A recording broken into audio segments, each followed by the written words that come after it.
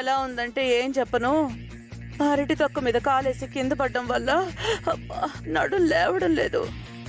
భూత వైద్యుడు వచ్చి పిచ్చ కొట్టుడు కొట్టడం వల్ల ఒళ్ళు కదిలించడానికి అవ్వట్లేదు. అబ్బా అమ్మా అబ్బా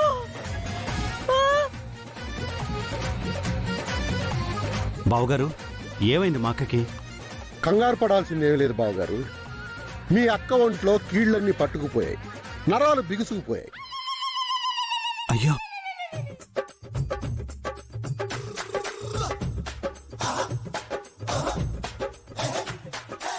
వాటిని సరిచేస్తే మీ అక్క లేచి పరిగెడుతుంది.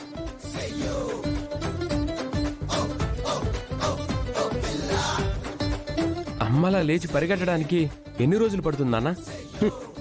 నా చేతిలో పడితే రోజులక్కర్లేదురా కొడుక, ఇప్పుడే లేచి పరిగెడుతుంది. అమ్మో, ఇప్పుడు ఈయనేం చేస్తాడో ఏంటో. అమ్మ మందారం, మావయ్య గారు, నువ్వు వెళ్ళి మాసిన బట్టలన్నీ ఉతకడానికి రెడీ చేయి. వంటగదిలో తోమడానికి సామాన్లన్నీ పెట్టు. హాల్లో నీళ్లు పెట్టి తుడవడానికి బట్ట పెట్టు. అలాగే మావయ్య గారు.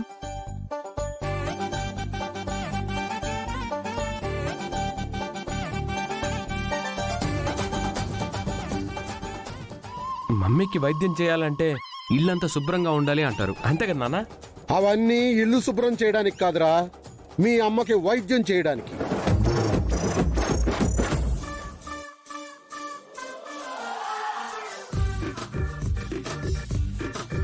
శిష్యులారా, గురువుగారు. ఈవిని హాల్లోకి తీసుకురండి. అలాగే గురువుగారు.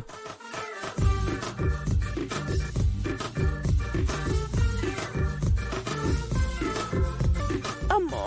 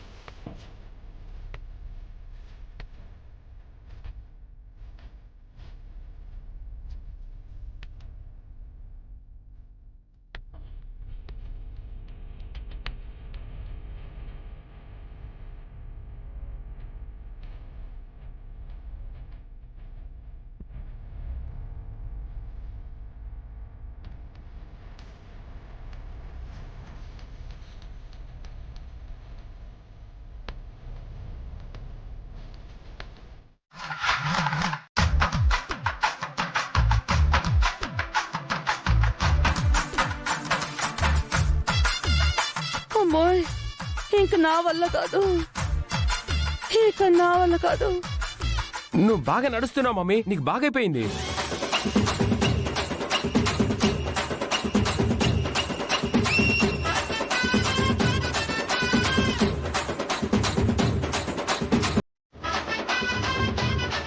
వెళ్ళి టీ పెట్టి తీసుకురా.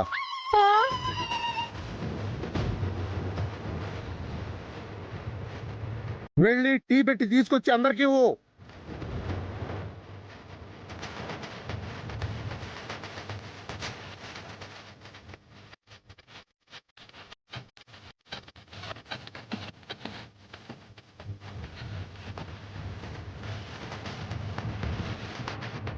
చాలా థ్యాంక్స్ బావగారు.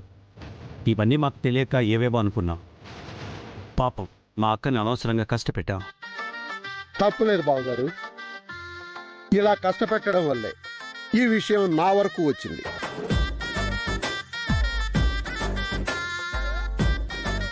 రే దీపక్, ఇక మీదటైనా మీ అమ్మని జాగ్రత్తగా చూసుకో. సరే నాన్న. అన్ని జబ్బులు వైద్యంతోనే నయం కావు. కొన్ని జబ్బులు చావుతోనే నయం అవుతాయి. సరే నాన్న.